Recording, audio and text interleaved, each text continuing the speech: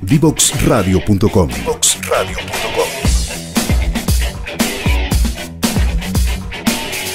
Conversaciones que simplifican lo complejo.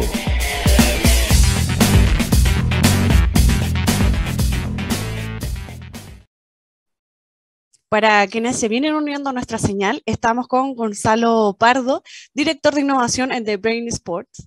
Y para iniciar la conversación me gustaría saber qué hace The Brain Sports y cómo se vincula el análisis de datos en el deporte. Hola, buenos días. Muchas gracias por la invitación. Estoy súper contento de estar aquí, de hablar de lo que más me gusta, lo que me mueve y que tengo la fortuna de que también es a lo que me dedico.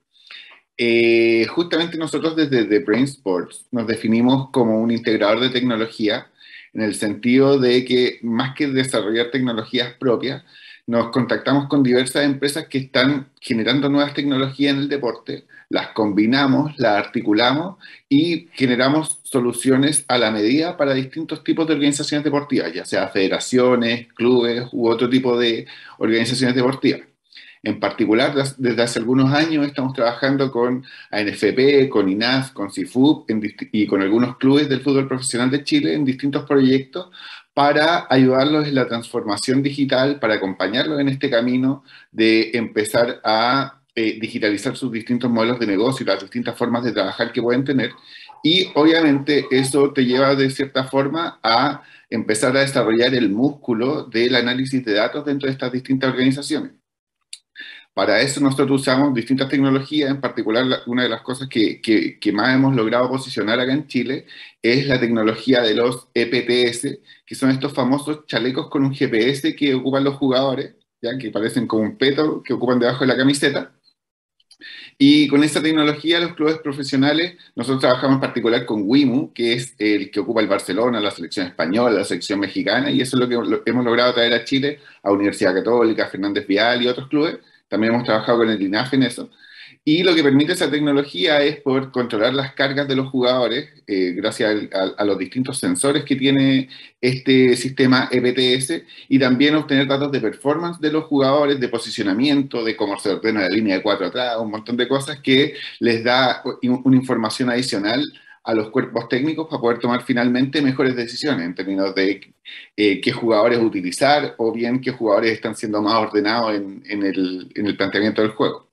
Y bueno, desde el año pasado abrimos una oficina en Barcelona, estamos creciendo y, ¿cómo se llama? Nos permite también estar cerca de muchos de nuestros partners que generan las tecnologías, que están en Europa generando las tecnologías y así tener una relación mucho más cercana. Bueno, ya me quedó muy claro cómo se obtienen los datos, que tenía una curiosidad tremenda por saber cómo... No es la única forma. ¿Cuál es el... ¿Qué otras formas hay? Porque yo inicialmente decía como, ya, ¿cómo se obtienen los datos? ¿Cómo poder tener precisión de ello? ¿Cuál es el criterio para obtener esos datos? Es una súper buena pregunta, porque en verdad uno de los desafíos en el mundo del fútbol es articular distintas fuentes de datos. ¿Ya? En particular, una de las fuentes como más conocidas de obtención de datos es justamente estos chalecos EPTS, pero tienen dos problemas. Primero, que este sistema EPTS, tú como club o como equipo, solo recibes la información de los jugadores que ocupan tus chalecos. No sabes qué está pasando ni con la pelota, ni con los otros 11 jugadores del rival. Entonces tienen una visión parcial de lo que está pasando en la cancha.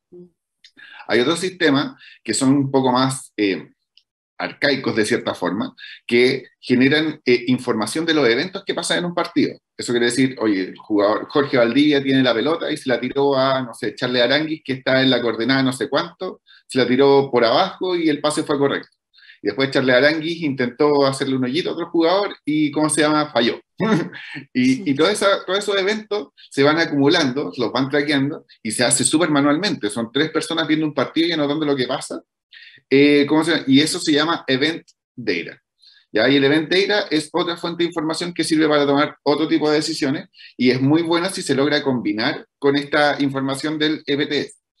Y por último, lo que está como más en la frontera de la tecnología es lo que se conoce como Tracking Data, donde hay muchas empresas que lo que hacen es poner cámaras especiales en el partido que hacen tracking de todo lo que va pasando, de los, si es fútbol, de los 22 jugadores de la cancha, la pelota, el árbitro, los guardalíneas, y van generando, no sé, 60 observaciones por segundo de todo lo que va pasando. Y con eso sería una información mucho más rica y mucho más completa, tanto de los movimientos de los jugadores, del movimiento de la pelota y de los eventos que van ocurriendo entre los distintos jugadores.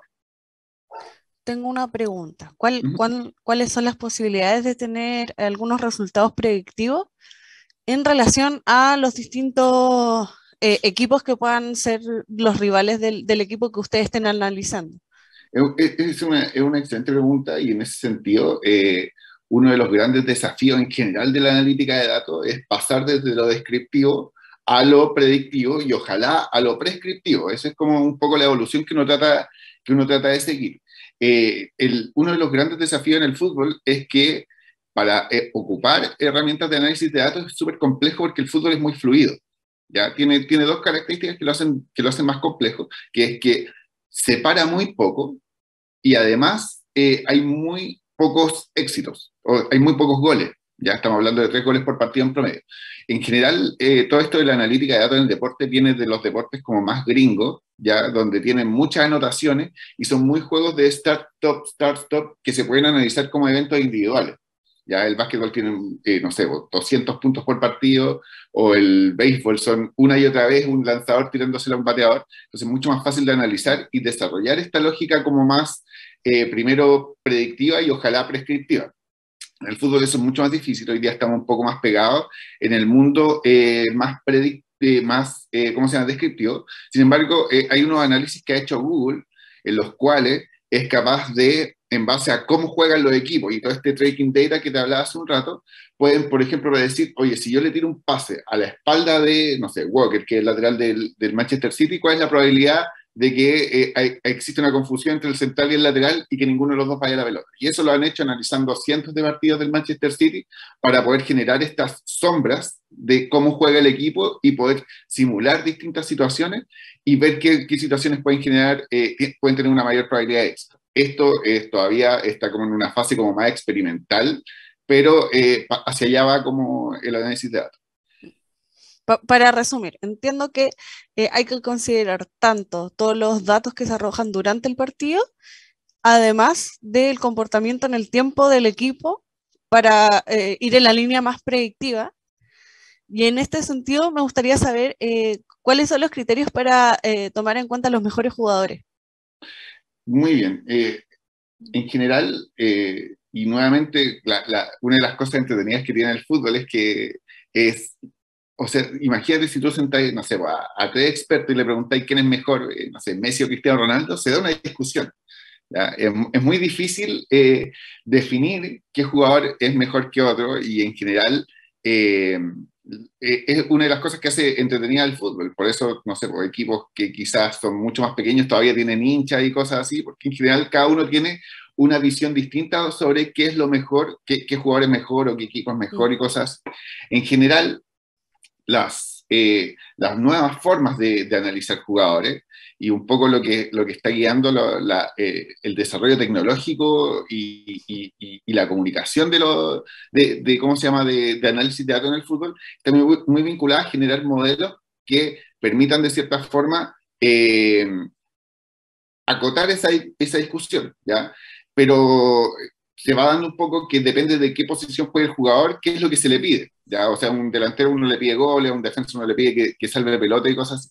Y en ese sentido hay distintos modelos. Hay un modelo del CIES que es muy bueno, que se basa en distintos pilares, en la capacidad de hacer goles de un jugador, en la capacidad de dar buenos pases, en la capacidad de defender, en la capacidad de presionar, y en base a ese modelo se genera como un gráfico ¿cómo se llama?, de araña, de tela de araña, para poder decir, oye, este jugador es objetivamente superior a este otro jugador. Pero, aún así, en base a cuánto pondera cada uno de esos pilares, se pueden dar discusiones igual. Oye, si yo no sé, pues pasa mucho hoy día en el mundo del fútbol que los arqueros, históricamente a los arqueros les pide que atajen, pero hoy día se está volviendo cada vez más importante que los arqueros jueguen con los pies. Entonces, la capacidad de un arquero de atajar pelota, uno antiguamente la ponderaba muy alto versus cómo juega con los pies, pero hoy día se está equilibrando un poco la ponderación de esos dos factores. Me llama la atención varios puntos de lo que estás comentando. Lo asimilo mucho a temas como de investigación, como depende del punto de vista que se vea cuál es el resultado. Sí, hay mucho sesgo del Sí. investigador también. Sí, como que, claro, se va a un área muy científica y es muy entretenido poder ver como esta arista del deporte que va mucho más allá de lo que uno está acostumbrado y lo que conoce, sobre todo en el área del fútbol. ¿Cuáles son las oportunidades que hay respecto de la aplicación de la ciencia de datos en el deporte en general? ¿Cuáles son los deportes que lo aplican? Me gustaría saber también. Uh-huh. Sí, voy a partir por el final. Mira, el análisis de datos en el deporte se viene dando desde antes del boom de la computación y cosas así. Hay historias muy, muy entretenidas de tipos que iban al estadio con un lápiz y un papel y anotaban las cosas que iban pasando en los partidos de distintos deportes. Hay unos ejemplos ahí de unos errores bastante entretenidos que se cometieron en el mundo del fútbol. Pero para mí, por lo menos, personalmente, el cambio de chip y el momento en que en realidad la analítica de datos entra al mundo del deporte se empieza a ver en el béisbol, por ahí por la década de los 90, principio del 2000. Y de hecho hay un libro muy bueno que se convirtió en película después, Brad Pitt con Jonah Hill, que se llama Moneyball, ¿ya? Que es un poco basada en la historia de uno de estos equipos de béisbol, un equipo pequeñísimo, que aplicó analítica de datos para obtener ciertas oportunidades en el scouting del equipo, en cómo armar el equipo, buscando algunas gemas que, ¿cómo se llama?, que estaban valoradas muy, muy por debajo del mercado y que en realidad eran bastante buenos para el objetivo que tenía este equipo en particular. Entonces esto pasa en el béisbol, ocurre como una revolución de los datos en el béisbol. Hoy día todos los equipos de béisbol tienen equipos de, no sé, pues de analistas de datos con doctorados, con un montón de títulos y con un montón de tecnología al servicio de eso. Y un poco todos los demás deportes empezaron a decir, oye, yo quiero aplicar esta lógica de Moneyball, que es este libro muy famoso, ¿cómo se llama?, en este deporte. Y se aplicó en el básquetbol, se aplicó en el fútbol americano, y hoy día se está tratando de aplicar en el fútbol con distintos resultados, y también entendiendo esta lógica distinta que tiene el fútbol, que es más fluido y con menos éxito.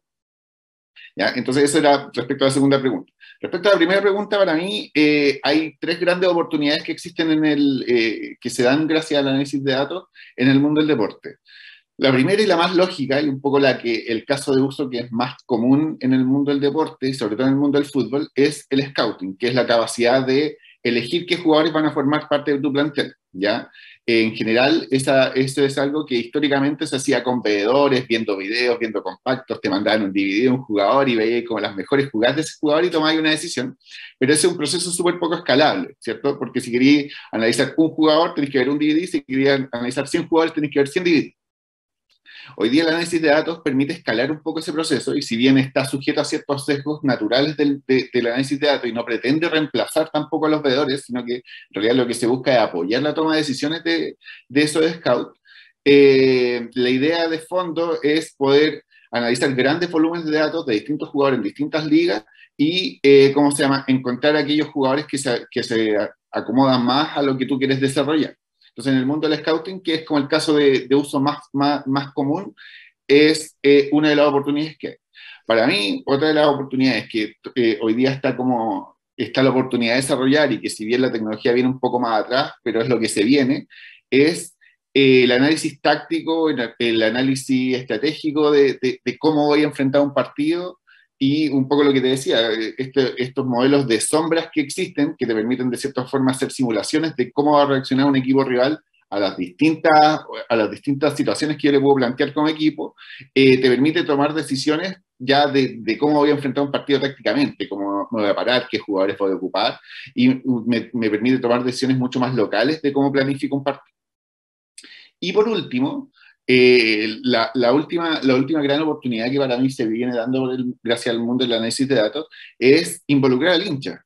Involucrar al hincha porque, bueno, nosotros somos 18 millones de técnicos, decimos siempre cada vez que juega la selección y cosas así. Todos tenemos una opinión sobre qué jugador tiene que estar, qué jugador no tiene que estar, quién lo está haciendo bien, quién lo está haciendo mal. Pero en general esas opiniones son basadas muy desde la guata, desde lo que uno ve, desde los sesgos que uno tiene, lo que uno considera bueno, lo que uno considera malo. Y los clubes tienen la oportunidad de involucrar a los hinchas, entregándoles más información de las cosas que están pasando con su equipo, ¿ya? Y ayudarlos un poco a generar una opinión mucho más informada en base a lo que los jugadores están haciendo dentro de la cancha, entregándoles datos para poder defender con mucho mayor datos las posturas que ellos tienen. Ya en los últimos minutos que nos quedan de este bloque, me hace mucho sentido, me acuerdo como la era de Bielsa, que se comentaba mucho que él veía muchos videos y analizaba así como que hacía este mismo proceso, pero de una forma mucho más artesanal. Y claro, y fue un periodo como de oro en el fútbol chileno. Sí. Y me imagino como que muchos técnicos están muy abiertos a esta posibilidad. ¿Cómo es para los últimos minutos, cómo es el ambiente en ese aspecto con los técnicos? Es una pregunta muy, muy entretenida, que tiene hartas aristas, pero en particular, dado que los técnicos tienen harta experiencia desde antes del mundo de los datos, cuesta mucho, desde cuando uno es afuerino de cierta forma y no es una persona del fútbol, entrar y meterse como en su proceso. ¿Ya? Tienen que ser técnicos muy innovadores para que estén dispuestos realmente a probar estas tecnologías, y también es rol de uno, que es como afuerino, entender el proceso que ellos ya tienen y ver de qué forma uno puede ir aportando con pequeños bits de datos, quizás no con las grandes visualizaciones o no con los grandes modelos, pero sí con las conclusiones ya masticadas para que los técnicos puedan tomar decisiones y de ahí de a poquito entrar dentro del proceso de los distintos técnicos. En Alemania se hace mucho, pero acá en Chile todavía no. Es muy común esa frase en Alemania. Los alemanes hacen todo bien. Bueno, es como entrecruzar las tramas como culturales de cada área. Qué interesante ese proceso, claro, yo soy más humanista, me llama mucho la atención como todos los aspectos culturales y los cambios de paradigmas, tanto porque esto es una revolución en el deporte, considero, porque no solamente son perspectivas nuevas, y eso entrega distintas visiones, distintos mundos, distintas aristas, como que se abre otro mundo paralelo acerca del deporte en general, más allá del fútbol. Sí, y tiene que haber, de repente, para forzar esos cambios como más culturales, tiene que haber un ente que esté arriba, que empuje que estas cosas ocurran. En Alemania ocurrió, tras la eliminación, después de una eliminación en una Eurocopa en primera ronda, básicamente Alemania dijo, oye, nosotros tenemos que cambiar la forma de guiar el fútbol alemán, y desarrollaron un centro de innovación tecnológica, y los técnicos hacen pasantías por ahí y le entregan información, le entregan datos, y hoy día, por ejemplo, los principales técnicos del mundo o bien dirigieron en Alemania o son alemanes. Entonces, los técnicos que hoy día la llevan básicamente en el mundo del fútbol, entendiendo los Ancelotti, los Klopp o Guardiola, Tuchel, Nagelsmann y todo eso, a fin de cuentas son técnicos que o bien dirigieron en Alemania o se formaron en Alemania, y por lo tanto tienen incorporada esta lógica de datos y de ocupar ejércitos de analistas que le entregan información, y ya lo tienen incorporado en su proceso porque llevan años trabajando así. México también logró desarrollar un centro de innovación tecnológica que es bastante bueno, y aquí en Chile nosotros estamos un poco tratando de empujar lo mismo con la federación, y ahí no podemos contar más porque estamos en un periodo de confusión. Bueno, vamos a una breve pausa y bueno, seguimos comentando acerca de cómo se aplica el análisis de datos en el deporte con nuestro invitado Gonzalo Pardo. Nos vemos a la vuelta. Divoxradio.com, codiseñando el futuro.